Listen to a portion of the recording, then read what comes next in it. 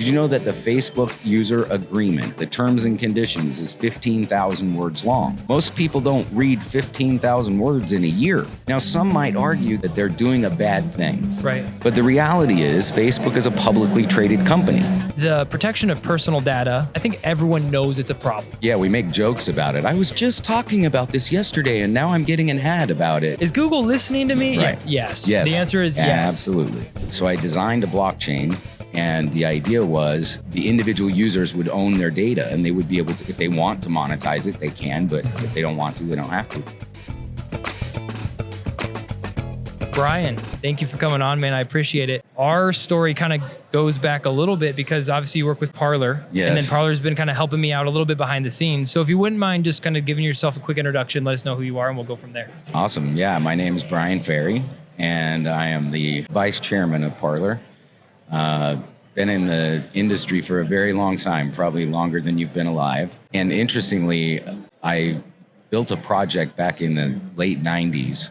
And I'll tell you the idea, and you tell me if you think it was a good idea. Okay. So the idea was users could come to this site, and back in those days, there were no digital cameras. There were only, film cameras, right? So you'd come to the site, you plug in your scanner, and you could scan photos of your kids, Johnny playing baseball, whatever. And then you would put them on your page, and you would invite your family and friends to gather around, and they could make comments and share your photos and whatnot. We sold that project to Intel. Intel thought it was really dumb, said nobody would ever do it. So they sold it to Kodak, and then Kodak filed for bankruptcy. So I like to say I was the first Facebook that never was. Right, right.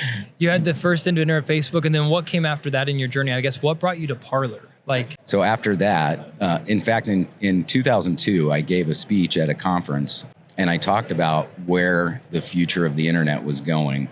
And I talked about how these big tech companies would start to collect personal data and they would sell it and monetize it, and that the users would give up pretty much everything, right? And I was laughed at. Everybody thought there's no way that's going to happen. Then a couple years later, Facebook come out. And I've been in the tech space for a really long time. And in 2015, I had a tragic event in my life. My wife passed away in her sleep. And in the aftermath of that, it was determined that she had been given 2 different medications that interacted with each other. And the reason that happened is she was being treated by 2 different physicians in 2 different medical systems. And they weren't sharing the data. They weren't sharing the information. So about 4 years after that, I started working on a project that would make it so people could own their medical data, because we don't own our medical data. It's owned by the system. It's all in the system, exactly. And so that brought me to blockchain tech, and I was fascinated by blockchain. At first, I thought crypto was kind of a dumb. I didn't get it. I turned down 500 Bitcoin to design a logo. So that was one of my great things that I've done in my life. Yeah. Anyway, so I did a project where I was working on decentralizing medical and health data. Sure. And then right around the end of 2019, I saw what was going on in the world as far as social media sort of manipulating the conversation, and of course, then the election of January 2020. And I was like, this has got to stop. And so I designed a blockchain, and the idea was that the individual users would own their data, and they would be able to, if they want to monetize it, they can, but if they don't want to, they don't have to. And I was like, I got to build a social network to do this. And so I started working on it. And I ended up meeting Yasser El-Jabali, who is, of course, the chairman of Parler. And I had contracted with him to help me build a social network. And one afternoon, he called me and said, why do you want to build another social network? There's plenty of them out there, right? And so I told him my idea, and he was blown away. And he said, well, I just acquired Parler.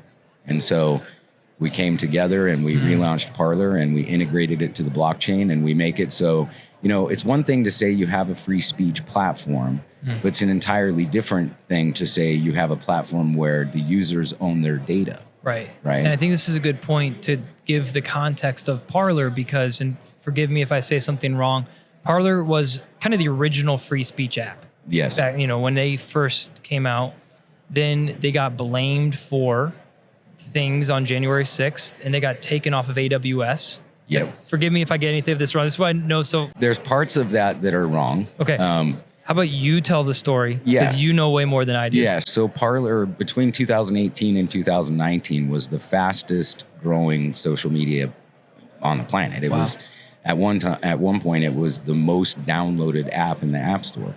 And it was becoming so popular because it was a place where you weren't censored and you could, have free speech. And a lot of people reported in the news that it was involved in the January 6th stuff. It was later determined by the FBI that it had nothing to do with it. But I have my own theory as to why AWS closed it off and shut it off. It was a business decision, right? And I think they were trying to get more of then Twitter's business. And it was seen as a competitor to Twitter. Because back then, this was before Elon Musk bought Twitter. Yes. So it was back when Twitter had a lot more control and hands in people's data. Yes. And AWS is Amazon Web Services, Amazon right? Web Services. Yep. And the original owners of Parler, I don't think they were really tech people. And so when AWS shut them off, they couldn't figure out how to move it and get it back up. It went dormant for a couple of years until we acquired it. But during that time, this is the fascinating part, is 17.5 million people still had it on their phone. They didn't ever delete it off their phone. So when we stood it back up and announced to the world that it's back, it just came back really, really fast. What was the high for active users for Parler back in the heyday? Do you know? It was close to 20 million. So most of the users are still there. Wow. Yeah. And now it's just trying to get them back active on the platform. Yeah, and so we stood it back up in April. Okay. We've been kind of quiet.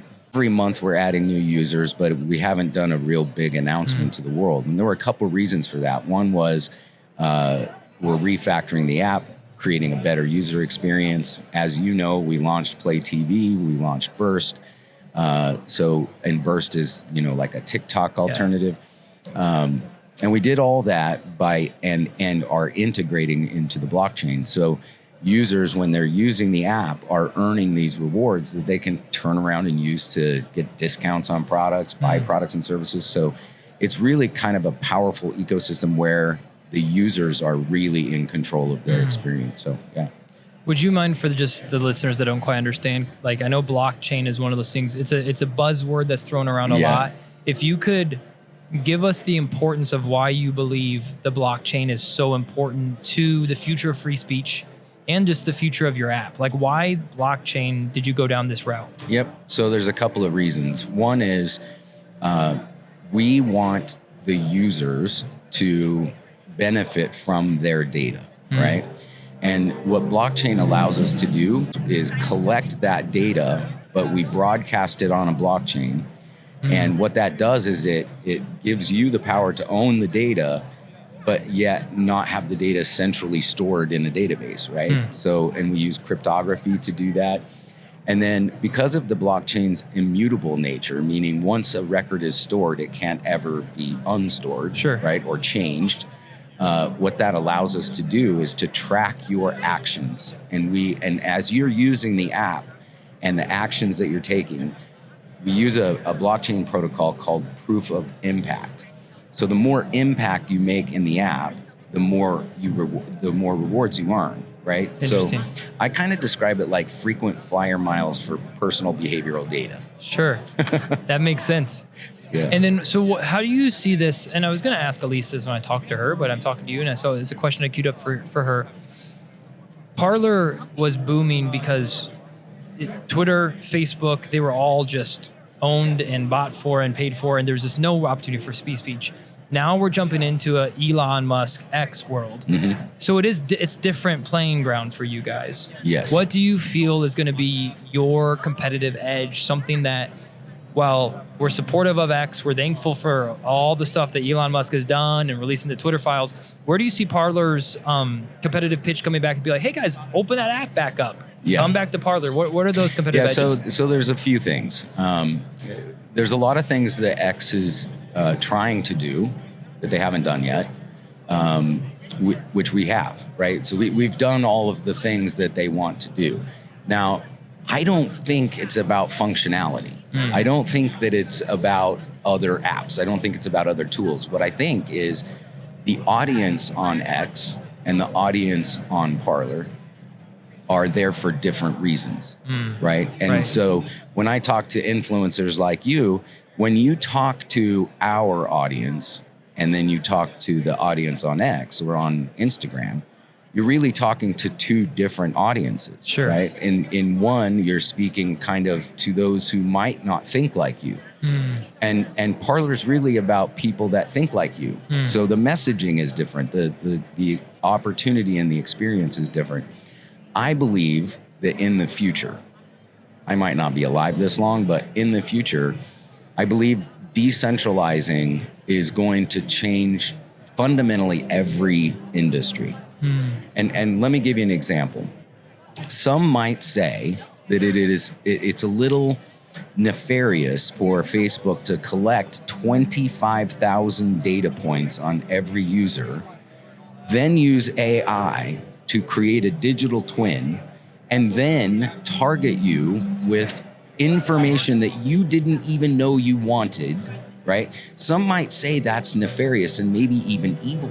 Right. Did you know that the Facebook user agreement, the terms and conditions, is 15,000 words long?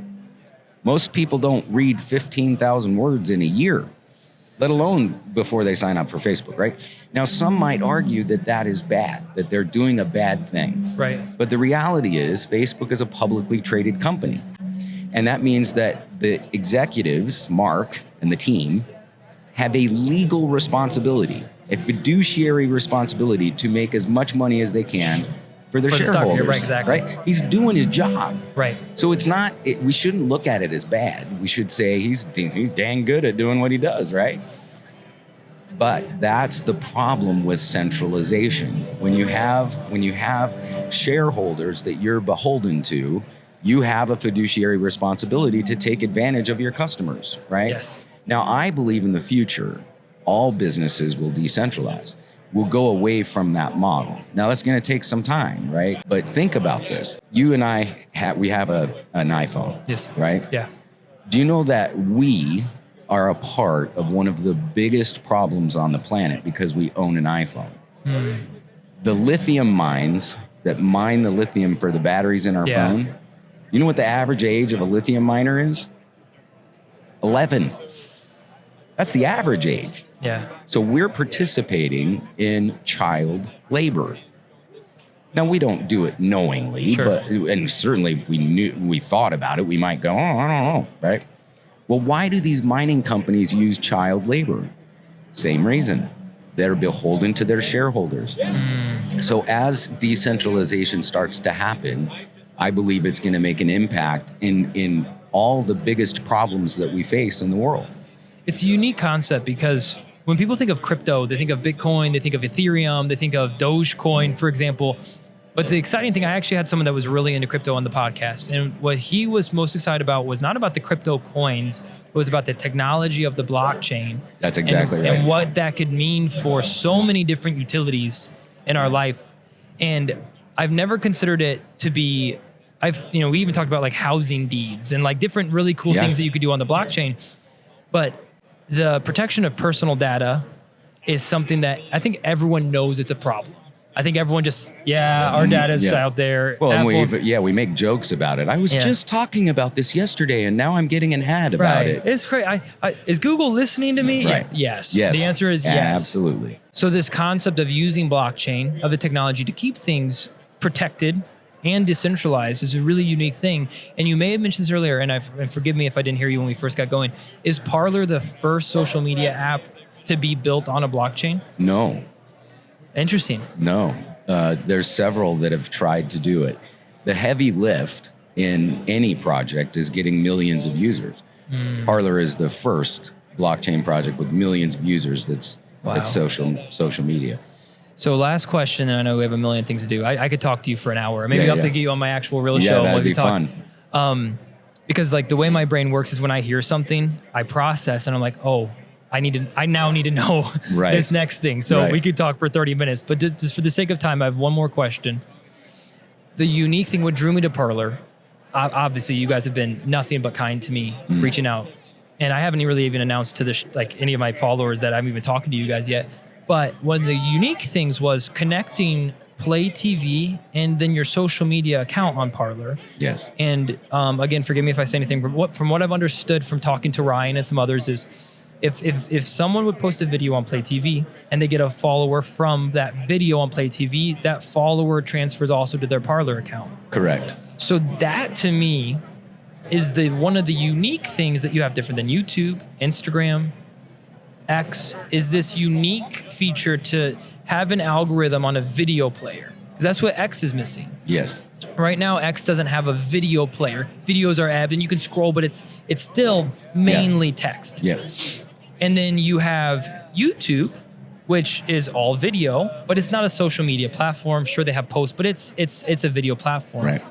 You guys under one brand and one blockchain has been able to connect both. Do you see that as being something that's going to be attractive to creators and people? Yeah. So, and that's what I was talking about when I mentioned that X is trying to do some things that we already have done, right? So, I've been in tech a long time, and the most interesting changes in tech are not revolutionary; they are evolutionary. And the problem is when you're a giant, moving really fast is really hard, right? Yes, big ships turn slow. That's right. So one of our advantages is that we got all that done before we had all this infrastructure problem and all these other problems that come along. But I think the most interesting and compelling part, especially for content creators, is you own your content. Yeah. When you post something on YouTube, it's gone. You don't own that content anymore. Right.